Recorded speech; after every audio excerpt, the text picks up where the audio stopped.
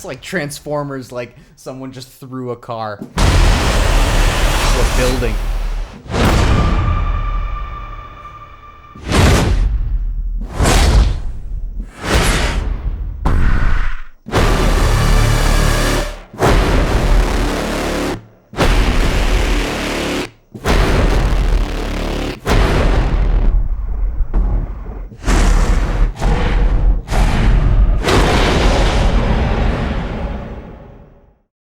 Hey everybody, my name is Dan Shimolinski. People like to call me Shimmy, and you can too. I am a bassist, sound designer, and composer living in Los Angeles, and we are back in the magical world of cinema this week, specifically the Hybrid Cinema series, with another brilliant library. This is Hits and Impacts, and I know what you're thinking. We've done sub-hits, we've done booms and hits, so how is Hits and Impacts going to be different? Well, I hope to answer that question today as we dive into these amazing parts. This is a super diverse and dense library. I think in terms of being specific to genres of films, this has the widest diversity of sounds, as you'll soon see here in a moment. We're going to take a look at the parts, dive into the programs, and try and make something from scratch. So let's get going. Now, with Hits and Impacts, you get 7 parts, and they are all very, very different. Not only different from one another, but also different in the actual libraries themselves. It's a huge, diverse range of sounds. Every key is something that's just completely different. And I think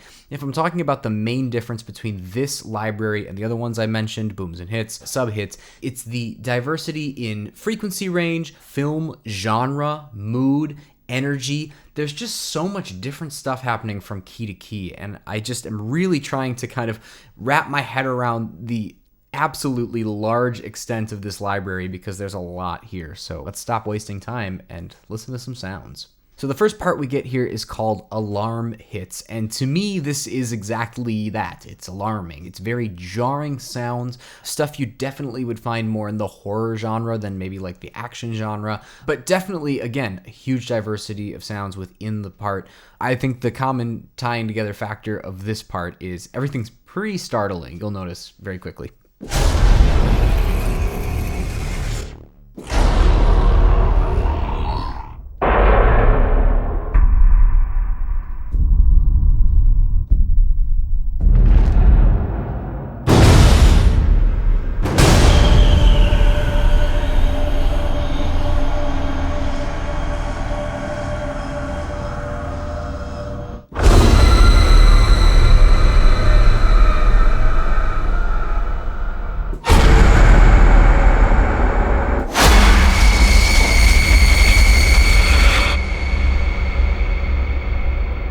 I don't even really know how you would make that. I mean, I can guess, but geez, that is a full, almost compositional sound right there.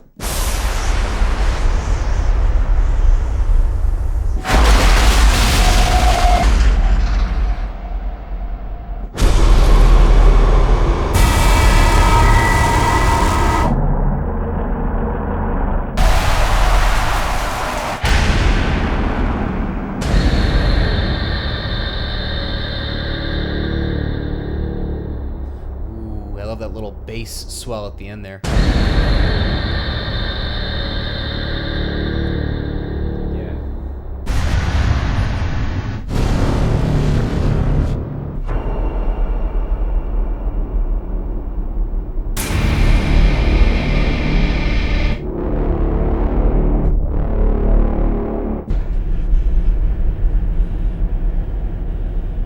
Little creepy crawler vibes, right?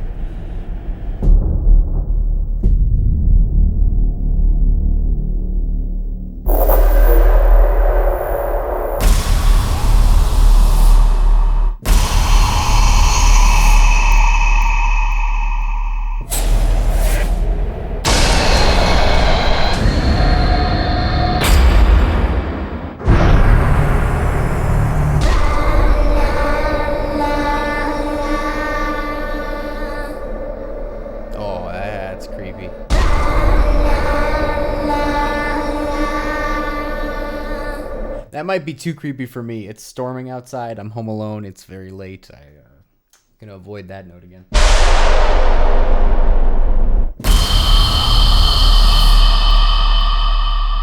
Yeah. So Very creepy, very ominous, very eerie. And I hope you're noticing that, yes, these are hits, but they're long hits. I mean, you hold a key and really like...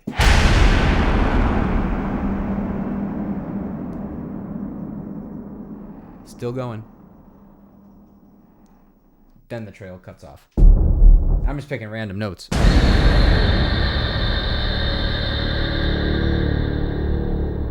That was my favorite.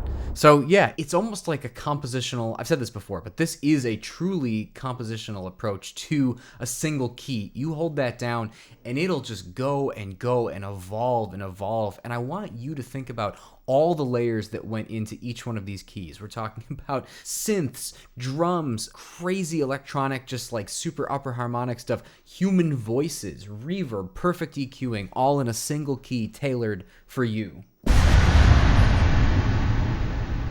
It's amazing. It's really, really cool. So definitely a different character than some of the other hybrid cinema libraries we've checked out before. A lot more diversity in terms of just literally film genre, frequency range. Really, really fun. Let's check out Dark Hits. So this is a little more in line with kind of, if I was to equate it to another library, sub-hits, but almost, it's a little punchier than sub-hits. It's got a little more of an accent element to it. I think it's meant to kind of be more of a jab than kind of like a sub-breaker kind of thing. So tell me what you think.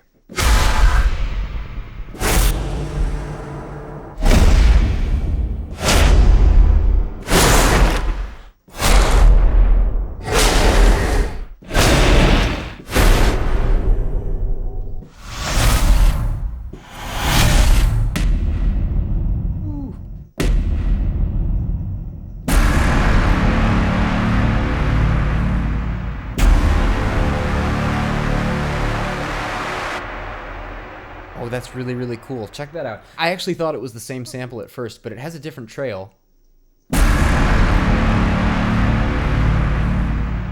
That's one. Kind of wraps up at the end. Very cool. Oh, yeah. Good headphones. Put them on.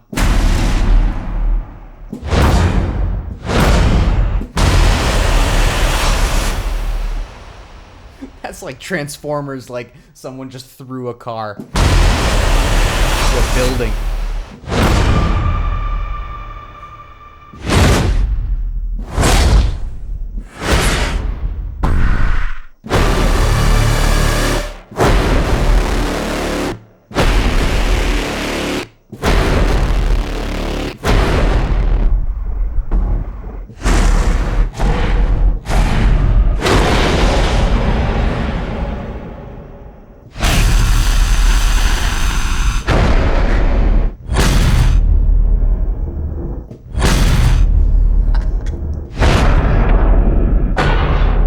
You can't help but smile. It's like I have just a perfectly tailored, like, one button to action movie sequence thing here. It's a joy to play. That's Dark Hits. Definitely more accent oriented, not really into the long developing thing. It's just get in and get out. Moving on to Dark Impact's effects. This is kind of more of an Atmos approach to an impact. I'm gathering it's a little more peripheral, it's a little more atmospheric, not as direct and in your face. Ultimately, I want to know what you think. Let's check it out.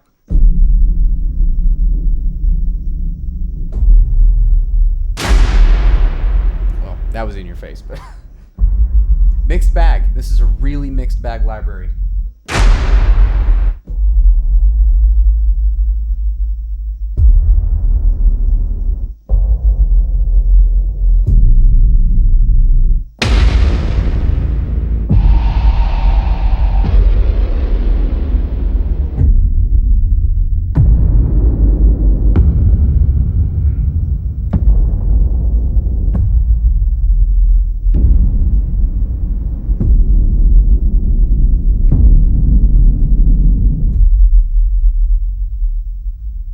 Wow, that is low.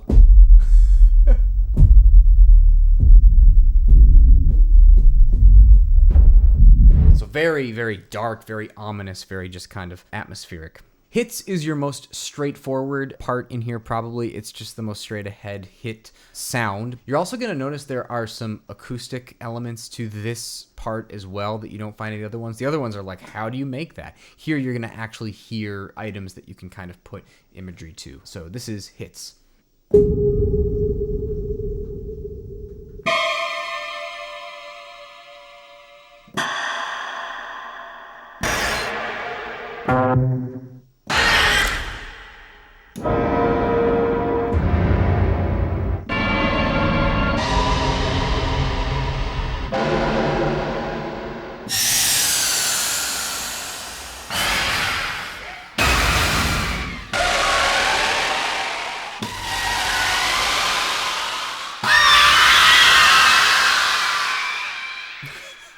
Literal screams. Okay, that's something you can put an image to.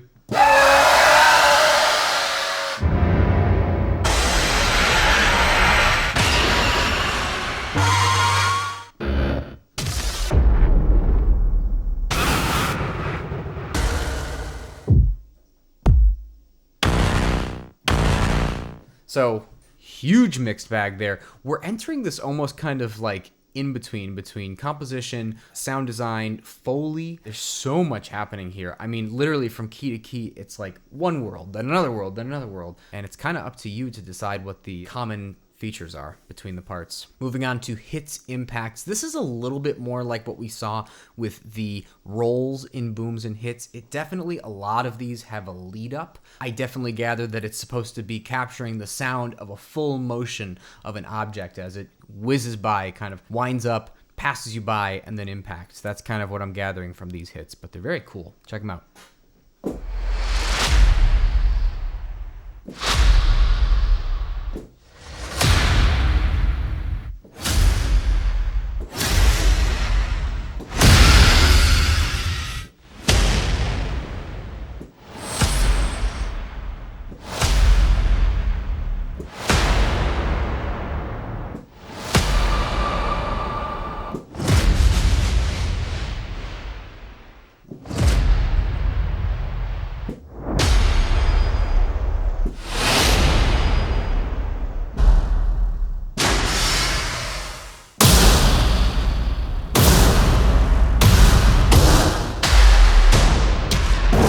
But then again, those have no lead up. I'm telling you, it is the most mixed bag out of all of these parts, which is good. You want options. You want these options. You want this diversity. This is great. As a sound designer, like, I really enjoy just kind of like flipping through parts and trying to find something that's a little bit off or a little bit different. It's exciting. It's a little bit more of a improvisational surprise approach to trying to find the perfect hit.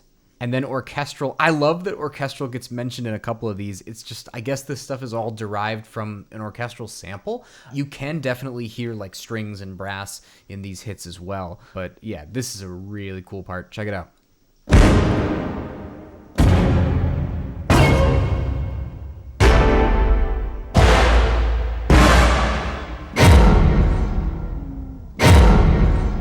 The horror.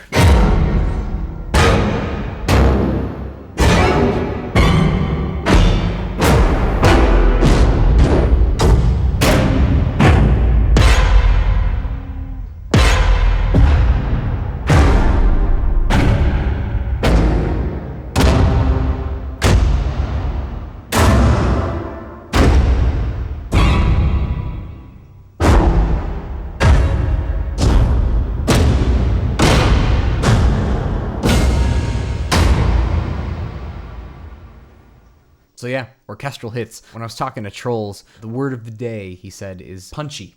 It's really, really kind of just tailored on just like hitting you right in the chest and having this like beautifully constructed trail. In this case of this part, it's a resonance of strings or the trail of brass. It's very, very effective. Finally, we have hits TM, and this is different from hits ET in the sense that it's more focused on the processing rather than the hit and the impact itself. ET is a little bit cleaner. TM has more stuff like bit crush, filtering down, reverbs. It's definitely more of a muffled, characterful, almost glitchy kind of hit. So here we go.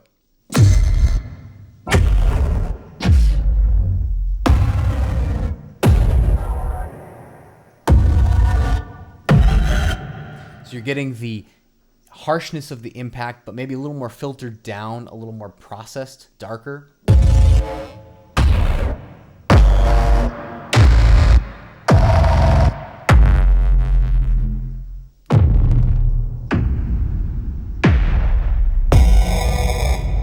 Big crush.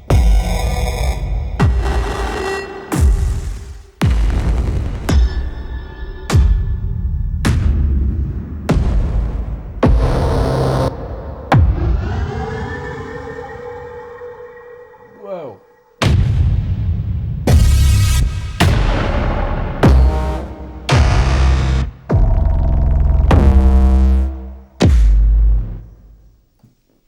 And now let's head over to the program section to check out some of this stuff in action. I actually got to design some of these programs myself, but we'll start with one that I didn't design. This one is from Trolls, and it's called 7 Days.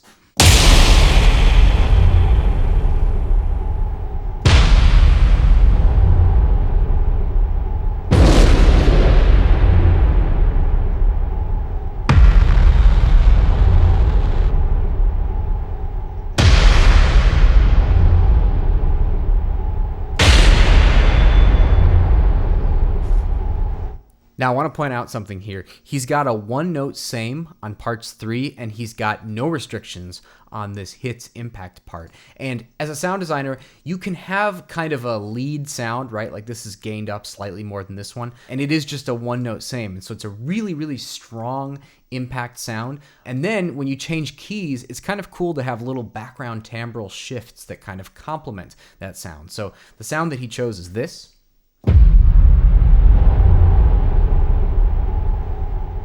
Yeah, so that's a very sub-based sound. It's a pretty hard impact, but it's a soft timbre. And then everything up here, I think he probably guessed would be harsher than that. So it's going to complement just from a frequency spectrum based on it being higher and harsher than part 3.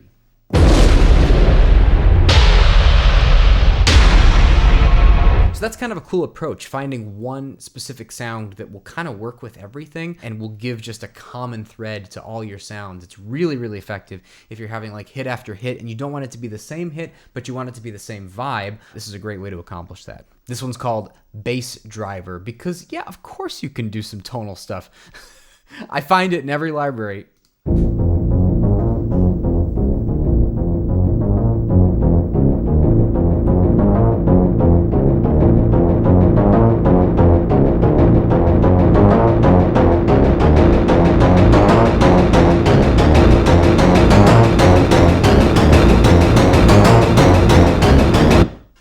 So I found kind of my favorite tonal sounds and one note stretched them, and then I had just a couple that were kind of hit oriented. I'll break this down real fast for you so you can check it out. So that's pretty tonal. Most of the tonal ones are in the orchestral parts, and then these, oh, that's also tonal. And that's the same, oh right, I see what I did. That's the same one note stretch, but an octave down, which I thought was pretty cool. And when you bring in the mod wheel, it brings up the volume of parts 1 and 2. So altogether, pretty effective. Next sound I have here is another one of mine. This is big and bassy. Tried to have a tonal approach, but with an increased emphasis on the hit. And I think some cool stuff happens on the mod wheel. Yeah, bring in part 4 volume. And also, oh, that's right, part 3's attack actually goes down when the mod wheel goes up. And this part 4 is a one note same, so it's definitely, I believe, a pretty attack-focused sound. Yeah, so you'll hear that when the mod wheel is down, it's a little bit of a softer hit, and then bringing the attack down on part 3, and also bringing up the volume of part 4, which is solely a hit, makes it a harder hit. So we'll start with the mod wheel down, standard bass kind of hit sound, and then I'll bring in the mod wheel. Check it out.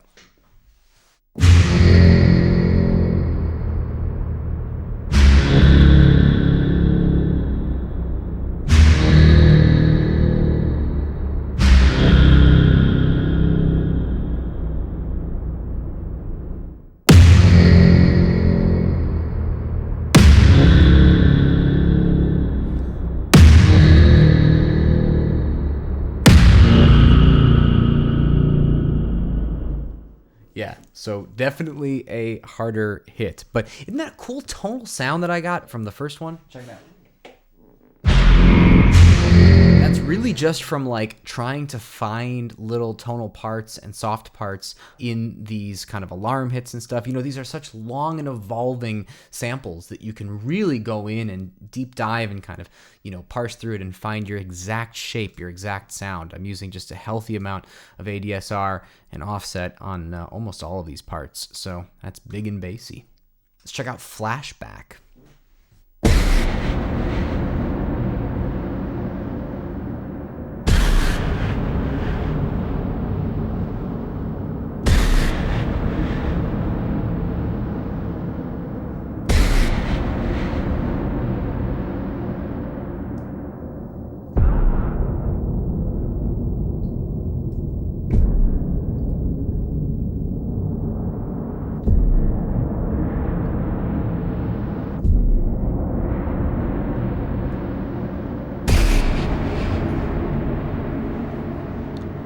Nice. So a lot of good mix of one note stretch and one note same here. A lot of very cool stereo action happening. The stereo field of all of these hits are always just so thoughtful and so interesting and intriguing to the ear. And then we've got the analog filter coming in clutch. Anything can be a dark hit if you start to really filter it down. But quite a bit of distortion, just a little EQ bump, a touch of delay, and then finally through a compressor. Very effective hit. This is another one of mine called Industrial Sequence, and I had like kind of Aphex Twin in mind when I was making this. I definitely noticed that a lot of these hits do fall into kind of like the auxiliary percussion on steroids sound, and so a lot of fine sounds, and I was able to find a couple parts. You'll notice there's no one note same or one note stretches happening here. I found, kind of designed this sequence on the first part, and then just clicked through until I found two other parts that kind of complemented it, and weirdly it works and is super cool. You'll notice that the mod wheel increases the note length, also brings up the cutoff of the low pass and the volume of part 3, as well as the wet dry, but I believe that is a reverse behavior, so it actually becomes more dry the higher I raise the mod wheel. And there is an LFO on the panning of part 2. Check it out.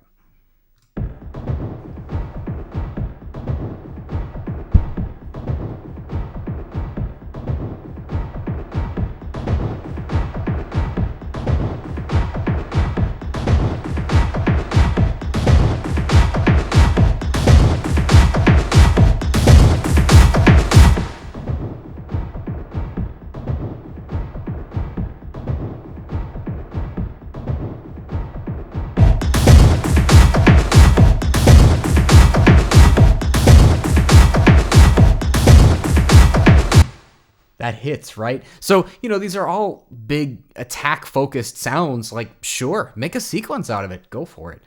I like this one called Instant Death. It's just one note same across the board. Pretty self-explanatory. You died. A little bit of a pitch envelope kind of sound happening. The delay is awesome, super effective. And then do we have anything on our mod wheel? Oh yeah, we can open up that cutoff. Let's check that out. Oh, no, it's already open in the preset. So if I close it down, what does it sound like?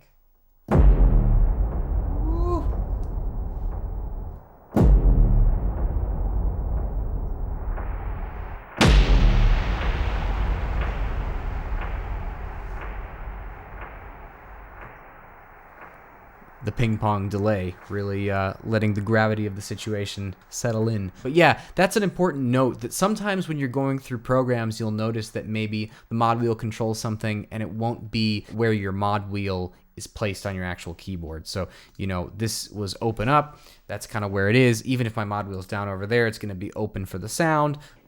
But then I grab it and it comes down. So yeah, always check that out. Had to do one with Morph, and I want to just check out specifically what this morph sounds like, because it's a one note stretch morphing from hits ET and hits dark impacts effects. Let's see what well, we can even take the treatment off for now.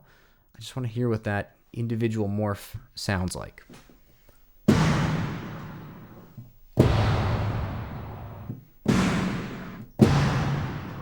So kind of a noisier hit. Let's see what happens if we change the direction.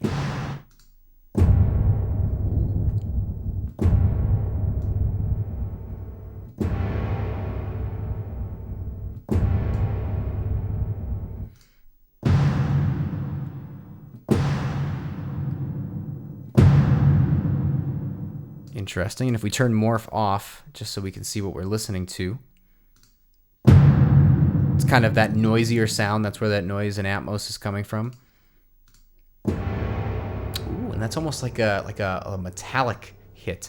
So the two of those together really sounds awesome. And then, of course, we threw all this treatment here and add 2 more parts, and you get something pretty cool.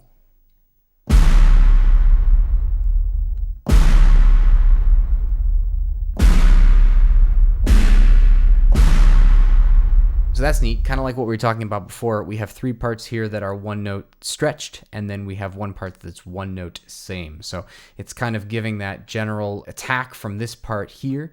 So if we turn these guys off, just that kind of same thing with the Trolls program we were looking at earlier, just having like a nice warm bed for all of this upper stuff to happen. And I mean, you know, this much attention has been put in on the Morph to really nail that upper sound. And then this part here just comes in with a little more added sustenance. Yeah, very cool. This is one of mine. This is called Hits Orchestral Jump Scare. It's pretty self-explanatory, I think. I get you.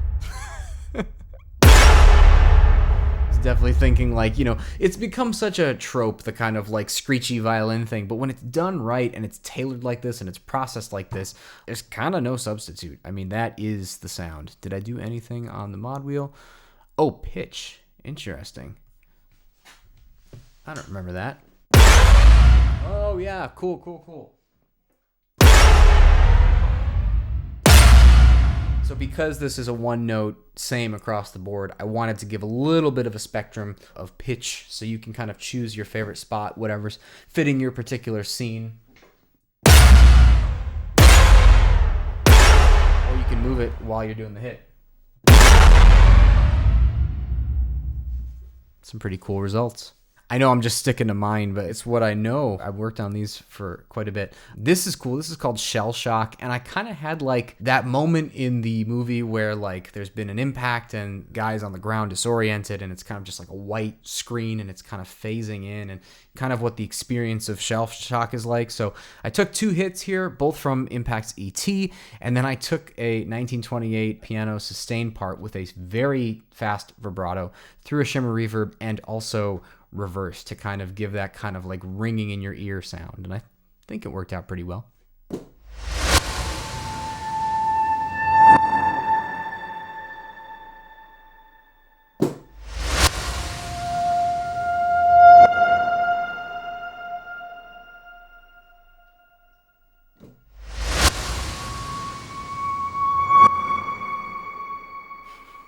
Nothing like a little reverse piano through a giant shimmer reverb to dial the emotion home, but yeah, that's Shell Shock.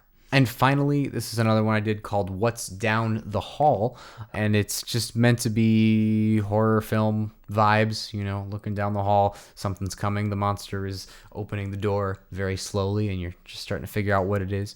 Lots of stuff happening in the matrix here. This is a very complex one. So CC brings up the gain and tone of the compressor, as well as the wet dry of the distortion, some EQ changes here, and the frequency of the LFO, so something's going to get a little faster. That LFO is going to the panning of part 3 and part 4. Also, it brings up the tone of part 3 and the volume of part 4. So tried to make a really dynamic sound here. Let's check it out. I'll move it around so you can see what's up.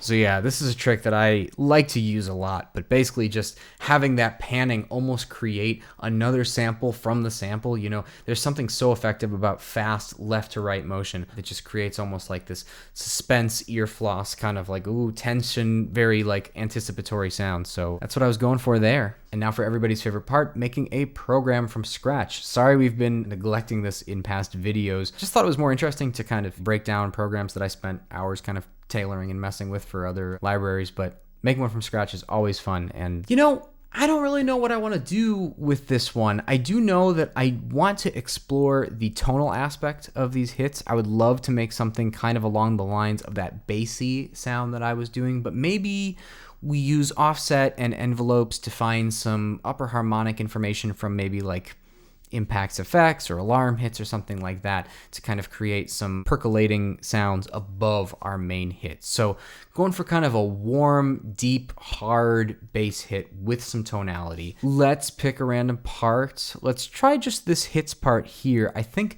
because of the processing in this part, we might find something that's more in the tonal register than if we were to just go with hits ET.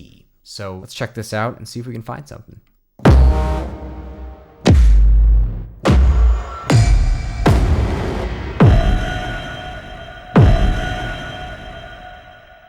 That's a contender. It's a good solid hit, and there's an overtone with a pitch.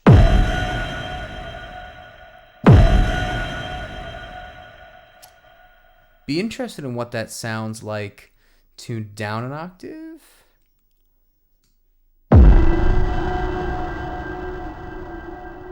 I like that.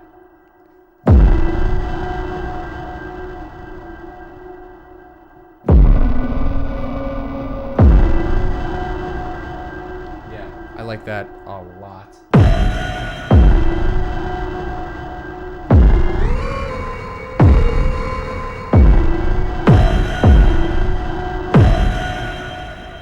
That's a good start for kind of a hard hit that we can maybe blend a more tonal kind of fuzzy bass sound with, but let's start there. That's cool. I'm good to move on for now. I'm interested what's in this alarm part here. Let's see if we can find another one note stretch. I do remember there being tonal parts in this for sure, so let's see what we can find.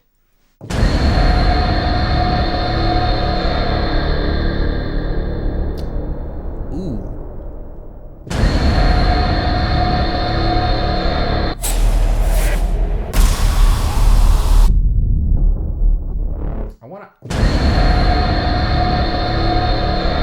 Do you hear what I hear?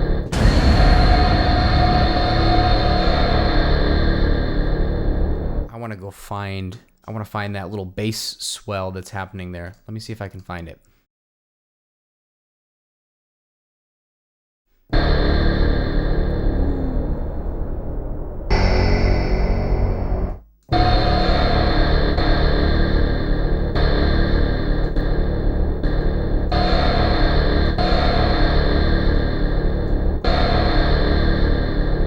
I like that. Let's see if it pairs with part one.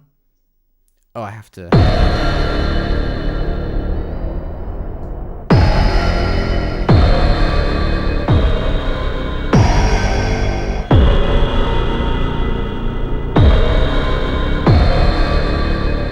I'm vibing with that. That's a cool sound.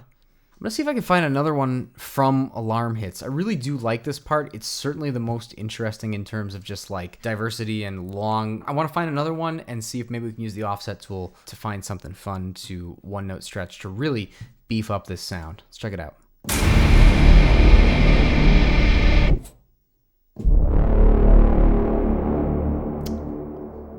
Well,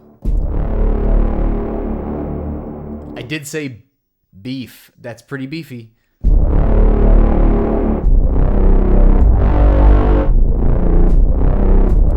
might need to bump that up an octave because I think this stuff is lower, but this should.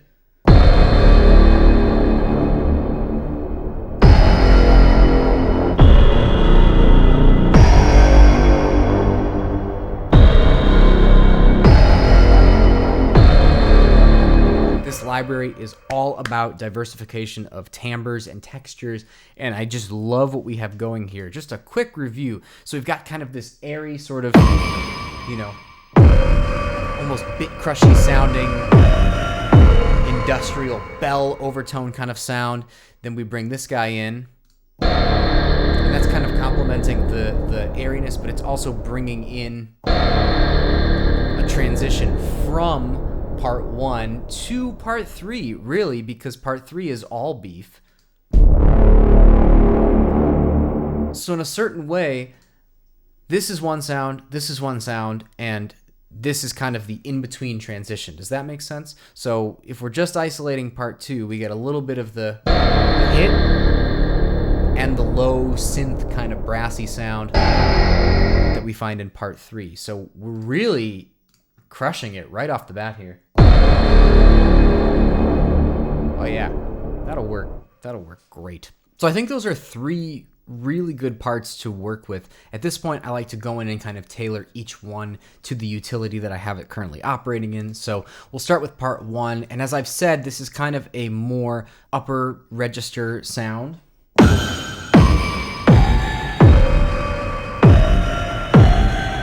So I do like that it's bolstering the initial attack with that kick, but I might give this just a little bit of love there. And then I always open my envelopes just to see if there's anything I can do here. We don't need a 5-second release, but maybe like a 2-second release would be cool.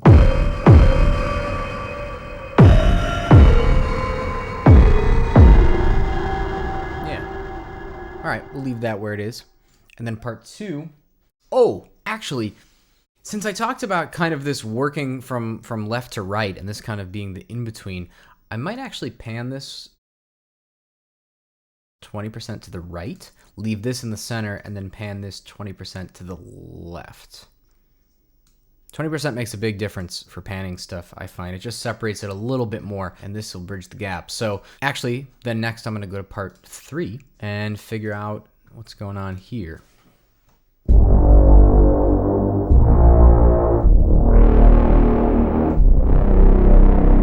we want that nice and high.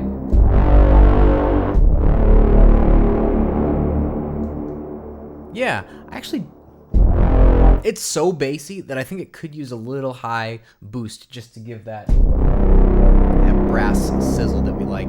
And you know, it's even slightly too long of a lead-in. I'm going to move my offset up just to give it a little bit more. We'll bring up this detail here. Not that much. Not that much.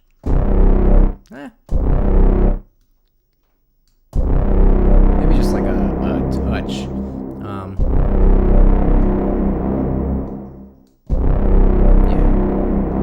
And I actually do want this to be the loudest. This is my most tonal bass sound.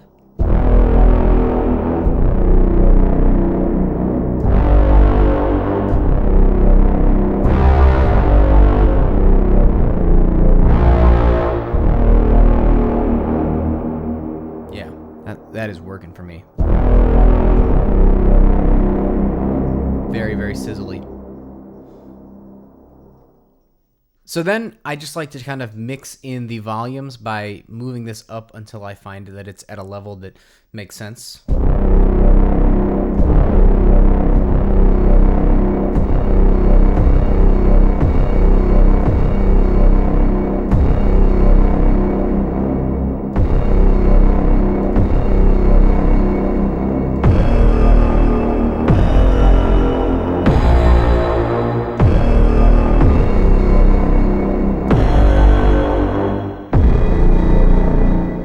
Pretty beefy. And then let's deal with this in the middle sound here. And I might actually bring that on the low side to really emphasize the washy aspect of it.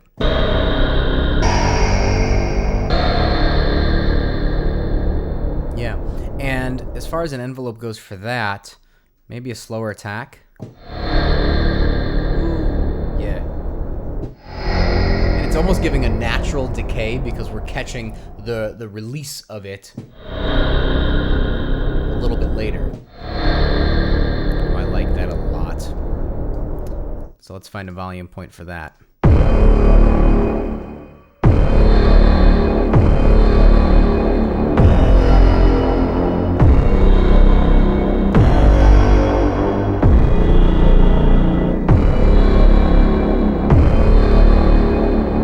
Such a comprehensive sound.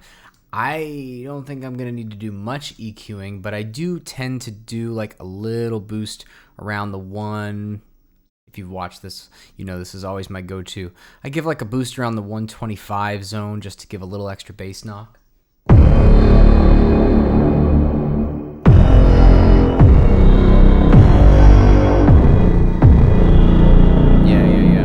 Then I go frequency hunting here and see if I can find just like low resonances that are sticking out that I don't really like. So I will raise the Q. By the way, just in case you didn't know, the higher the Q value, the thinner the band. So if you want to do some like frequency searching stuff, boost that up pretty high, and then you can kind of just bring up the gain. And for the purposes of this, we'll bring this back down for a second. And then just fish around for weird resonances. I like that resonance. Let's see if we can find... Oops, wrong band. There we go.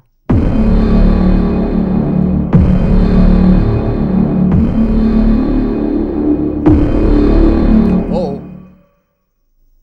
I just got an idea.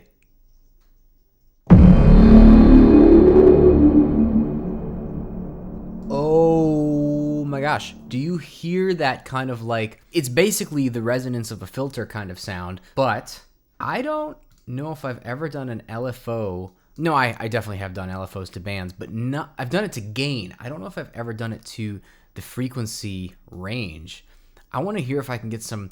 Just milk some of the harmonics that are popping out there. Did you hear that? This could be cool. Not quite that intense, and also slower.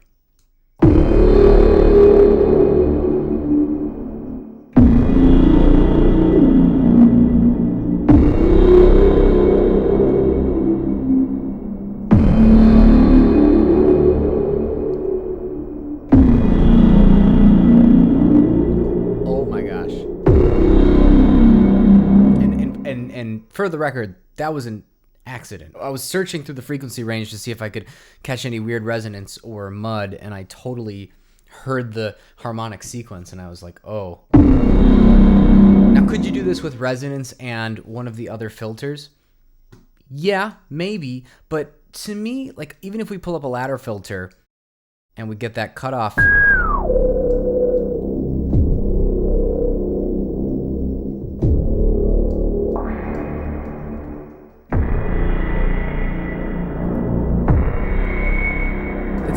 It doesn't, because your cutoff has to be so low to kind of muffle it. Here, we're not making really any other tonal changes to the upper frequency area. We're just milking that low end and giving a nice little boost. I suppose you could do that with maybe like bandpass if we pulled that. No, this works. I'm not going to go digging. Oh, yeah.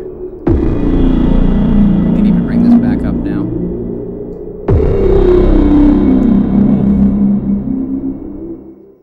That's a little much. We also might need to bring our overall volume down just a little bit. And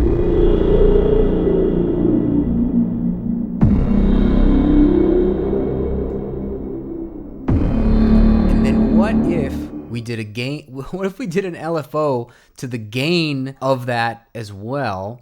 And we did a different LFO. Ooh. Maybe not as not. Let's keep the range here. Oh wow. Oh, we're dancing now.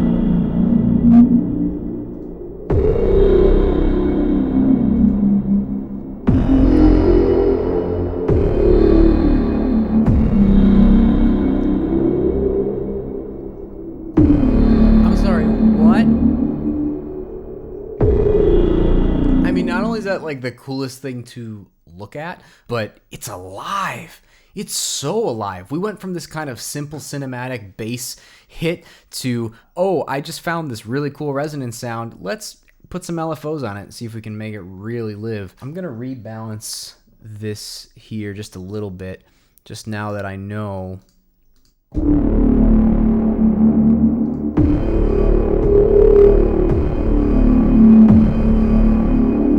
have to kind of re-level things when you get like really intense resonances, because all this stuff plays off each other. So, you know, if you've got a bouncing resonance band, that's going to make this kind of upper harmonic stuff stick out even more.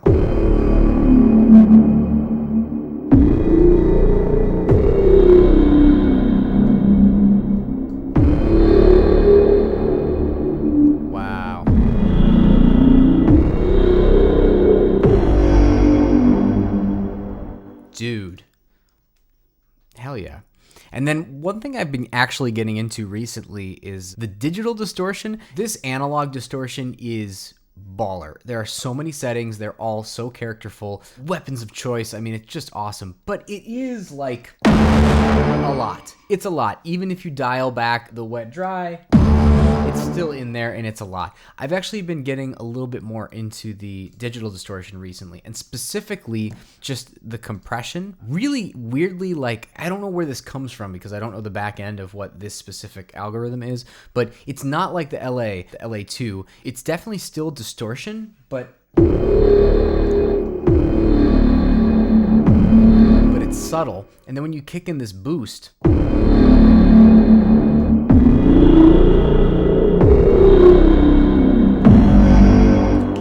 it's not just volume. There's definitely some more sizzle factor in there.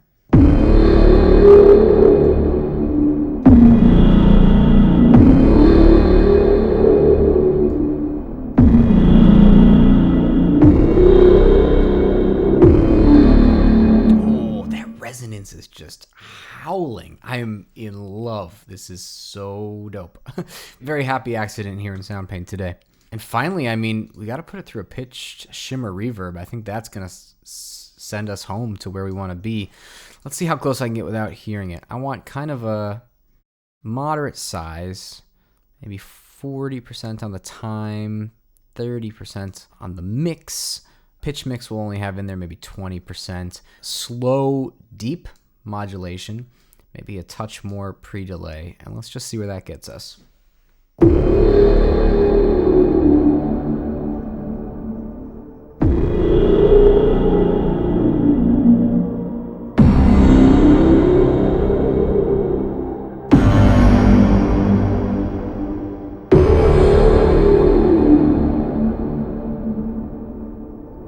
Pretty ideal. I'm going to darken the tone of the shimmer and actually bring up the pitch mix.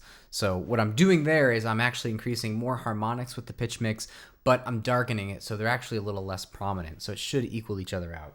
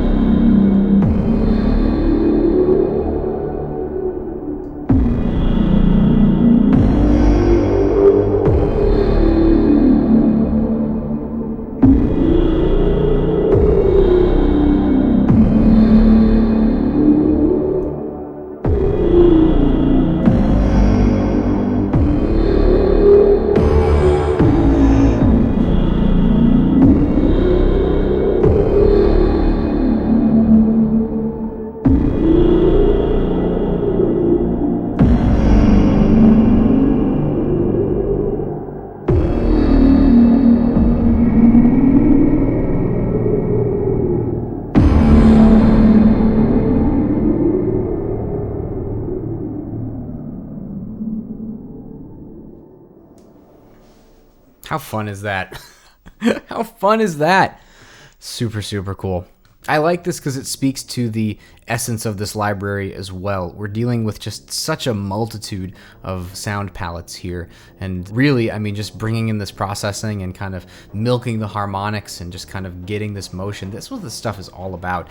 It's just, you know, trying to make sounds that live, trying to make sounds that evoke emotions and are just epic, big cinema sounds. And I think that's pretty solid, don't you? So yeah, hits and impacts. And let's just quickly talk about it in the context of the hybrid cinema series, because this library is both the most and least specific of the bunch. Least specific because it's not quite as evocative from the title. Like when you see booms and hits, ear candy and strums, sub hits, you hear in your head what those are going to sound like, whereas hits and impacts is a little more broad, it's a little more all-encompassing, so it's the least specific in that sense, but it's the most specific in the sense that I think In terms of when you push a key, the feeling you get from it is the most specific to a type of scene, a type of film, a genre of film. It really just kind of nails the genre. And so, you know, as I'm going through this with you all, you're listening to these parts, you know whether or not these are the kind of sounds you're looking for. If they are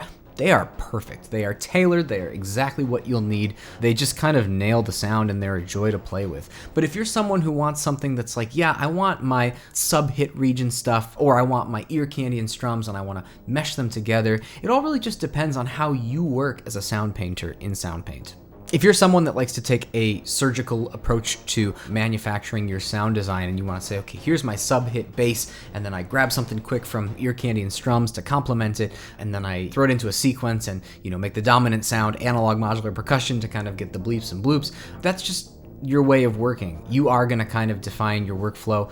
To me, I think I work on a the more the merrier kind of basis. I think everything is useful in Soundpaint. I try to amass as many sounds as possible. And there's so much here. I mean, you listen to just the sheer length of the samples of the sounds in alarm hits and you think, wow, you know, as a sound designer, you can really use that offset tool to kind of just fine tailor any aspect of any key, and it really is a joy to work with. So yeah, if you're someone who likes a little more chaos and you like a little more diversity and surprise and wow factor, this is the one for you. I like the final program that we ended up with included a wow factor and a surprise element from a happy accident, because I think that speaks to the character of this library. But there are no accidents in the creation of these parts because they are all just so finely tuned and perfectly out of the box, exactly what you need. So can't endorse this one enough. Total blast to work with, and hope you had a lot of fun watching it. But yeah, that's all I have for you today. Thanks so much for tuning in and taking this journey with me. This is Shimmy, signing out. See you next time.